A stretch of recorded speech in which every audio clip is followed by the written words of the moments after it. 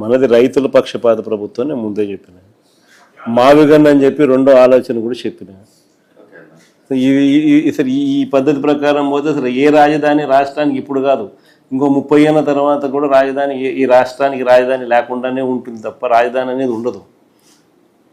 మావిగన్ అనేది రాజధానిగా భావించి అక్కడికి మనం యాక్సెప్ట్ చేస్తే తప్ప అప్పుడు ఏమైందంటే ఆ కారిడార్ రాజధాని ఆటోమేటిక్లీ ఈరోజే కృష్ణ అయిపోతుంది. ఆ పక్క ఈ పక్క నేషనల్ హైవేకి ఈ పక్క ఆ పక్క అదే రాజధాని. రాజధాని అంటే ఏంది, రాజధాని అంటే ఏందనేది వీళ్ళకి ఫస్ట్ అర్థం కావడం వల్ల ఆడ ఎయిర్పోర్ట్ కడతానంటాడు. ఇటు ఉంది కదా స్వామి ఎయిర్పోర్ట్ అంటాను, ఆడ నీకు ఆడ పోర్ట్ లేదు, సీ పోర్ట్ లేదు. ఇటు ఉంది కదా నేను సీ పోర్టు అని చెప్పి మచిలీపట్నం అని చెప్తాను. రాజధాని అంటే ఏంది?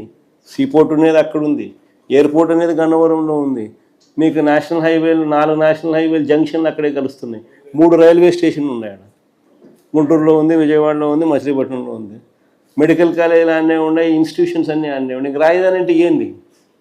ఇవన్నీ నువ్వు మళ్ళీ కడతానంటావు, నువ్వు మళ్ళీ 0 నుంచి స్టార్ట్ చేస్తానంటావు. దానికి మళ్ళీ రోడ్లు లేని చోట రోడ్లు వేయాలంటావు. 20 కోట్లు అయ్యే రోడ్డును 53 కోట్లు అంటున్నావు. ఆ బిల్డింగ్ స్క్వేర్ ఫీట్కి 20,000 పెడతానంటున్నావు. 4,500 మిగతా చోట అంతా ఖర్చు అవుతా అంటే 5 స్టార్ లాబీస్తో సహా ఇటాలియన్ మార్బుల్ వేసి ఈడ మాత్రం నీకు 20,400 ఖర్చు అవుతాను ఎస్ఎఫ్టీకి. అంటే ప్రతిదీ స్కామే. ఏం జరిగినా కానీ రాజధాని పేరిట నువ్వు స్కాములు చేసేదానికోసం అని చెప్పి నిరంతరం ఇక్కడ ఏదో ఒకటి జరిగించే కార్యక్రమం ఇక్కడ చేస్తూ ఉన్నావు. ఇక్కడ అన్నీ ఉన్నాయి కదా స్వామి, నువ్వు చేయాల్సిన పని ఏమి లేదు. ఊరికి ఇది కారిడార్ను ఊరికి రాజధాని కింద డిక్లేర్ చేస్తే చాలు, ఆటోమేటిక్లీ ఇది పెరిగిపోతుంది. ఆడేదో కట్టే బిల్డింగ్ ఆడ ఆపు స్వామి, ఆడ అదేదో కట్టేది ఏదో పెట్టేది ఏదో ఈడబెట్టు,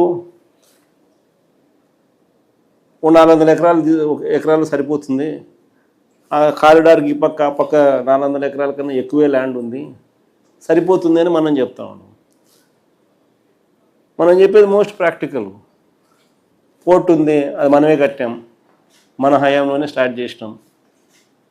ఇప్పుడు వీళ్ళు వచ్చినాక దాన్ని ఆపినారు. మనకు ఆల్రెడీ డబ్బులు కూడా ఉన్నాయి దానికి బ్యాంకుల్లో, ఫైనాన్షియల్ టైఅప్ చేసినాం మనమే, ల్యాండ్ అక్విజిషన్ కంప్లీట్ చేసినాం, అన్ని పర్మిషన్లు తెచ్చినాం. మన హయాంలోనే 35% పని కూడా జరిగింది. వీళ్ళ హయాంలో దాన్ని ముందుకు తీసుకోవాల్సింది పోయి ఆపేసినాను. ఏమంటే వీళ్ళ మనుషులు చుట్టూ ల్యాండ్ కొంటున్నారు.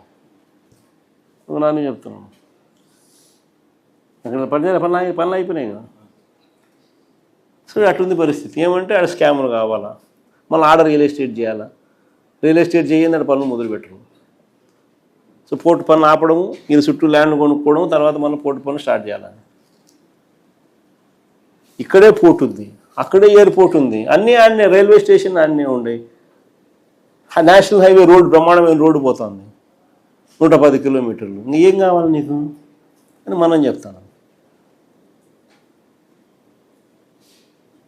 ఇది ఎక్కదు. ఎందుకు ఎక్కదు? ఇది స్కాములు జరుగుతాడు. ఈ నుంచి మనం నిరంతరం పనులు జరుగుతానే నిరంతరం మనకు వస్తూ ఉంటుంది.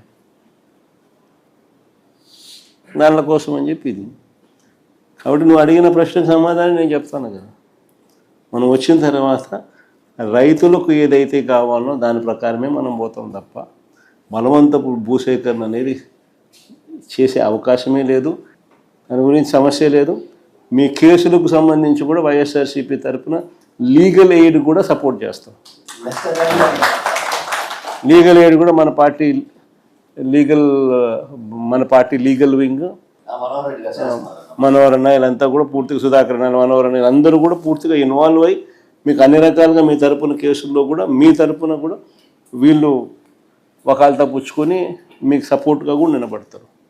అంత దూరం కూడా పోయి నీకు సపోర్ట్ చేసే కార్యక్రమం కూడా చేస్తాం.